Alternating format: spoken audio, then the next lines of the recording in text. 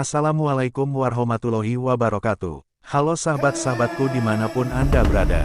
Semoga tak akan pernah bosan untuk selalu menyimak konten kami. Kami selalu suguhkan cerita yang menarik untuk Anda. Di negeri yang tercinta ini semua tempat selalu ada sebuah sejarah. Kami mencoba mengungkap di setiap daerah dimanapun selalu ada sebuah cerita dan mitos dan legenda cerita rakyat.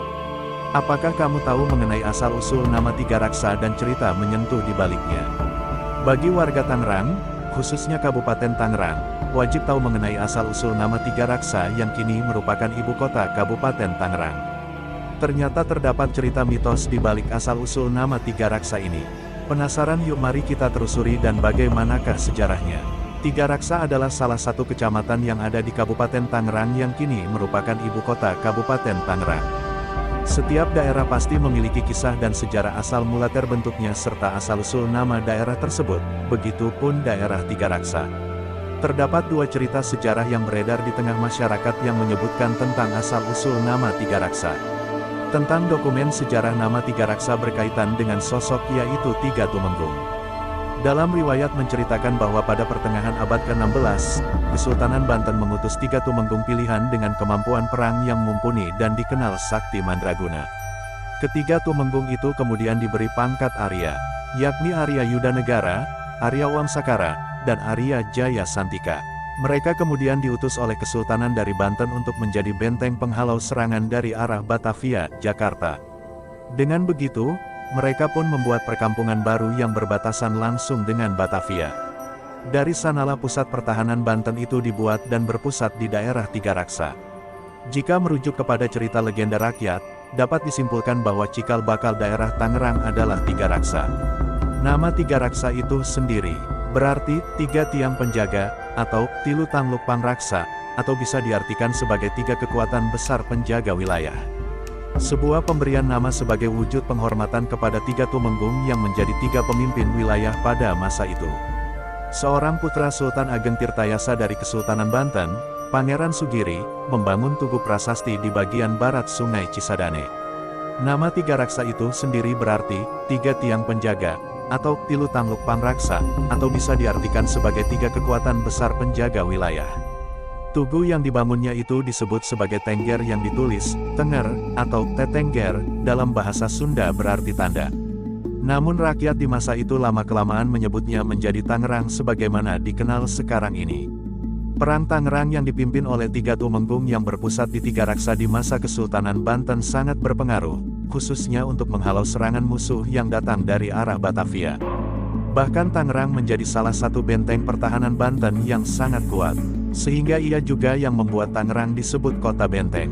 Sekian perang dan pertempuran, Ketiga Tumenggung harus tunduk menerima kekalahan pada tahun 1684 seiring dengan dibuatnya perjanjian antara pasukan Belanda dan Kesultanan Banten.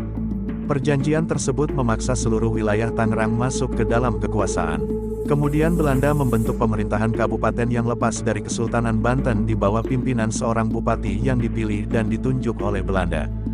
Dengan jasa dan nama besar ketiga pemimpin itu, nama mereka pun diabadikan menjadi nama salah satu jalan di Kabupaten Tangerang. Nah, selain itu juga tugu yang didirikan oleh Tumenggung yang berada tepat di pertigaan sebelum memasuki kawasan pusat pemerintahan Kabupaten Tangerang. Dari cerita yang kami himpun untuk disatukan dalam gelombang sejarah ini ada dua dokumen berbeda yang kami ungkap, yaitu pasukan Panglima Perang Pajajaran dan ulama Banten penyebar agama Islam.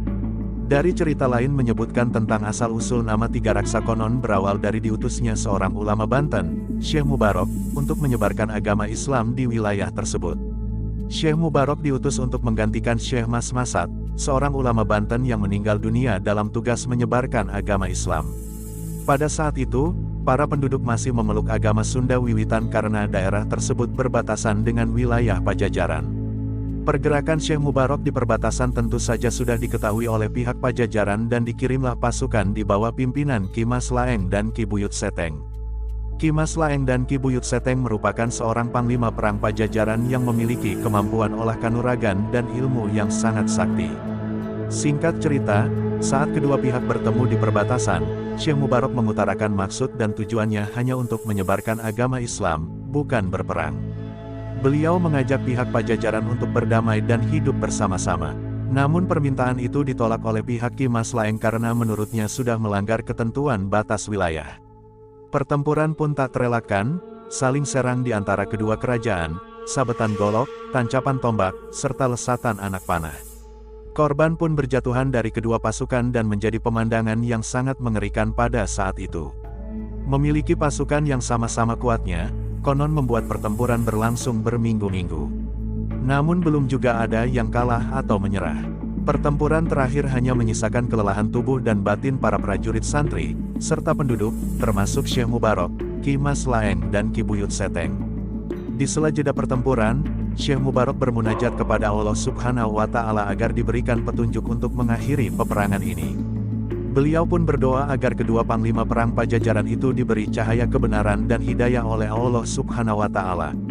Setelah bermunajat, Syekh Mubarok mendapat petunjuk untuk mengundang Ki Mas Laeng dan Ki Buyut Seteng serta para prajuritnya untuk datang ke markasnya dengan tujuan musyawarah. Perundingan yang cukup lama dilakukan dengan sikap rendah hati dengan tujuan baik serta dibarengi doa dari Syekh Mubarok ini membuahkan hasil. Akhirnya kedua belah pihak setuju untuk berdamai dan menghentikan pertempuran yang telah menelan banyak korban. Setelah perdamaian itu disepakati, kedua panglima perang Pajajaran itu pun memeluk agama Islam lewat perantara Syekh Mubarok. Sungguh cerita menyentuh yang jarang kita ketahui. Dari sanalah asal-usul nama Tiga Raksa terbentuk, yang berarti tiga penjaga, atau Tilu Pangraksa, dengan kata lain berarti tiga tokoh penjaga perdamaian. Nah, itulah asal-usul nama Tiga Raksa dan cerita menyentuh di baliknya. Kisah di balik asal-usul nama Tiga Raksa ini bisa menjadi pelajaran untuk kita semua agar senantiasa menjaga kebaikan serta perdamaian antara umat manusia. Semoga kisah cerita ini bermanfaat untuk Anda semua. Terima kasih. Kami akhiri wabillahi taufik wal hidayah. Wassalamualaikum warahmatullahi wabarakatuh.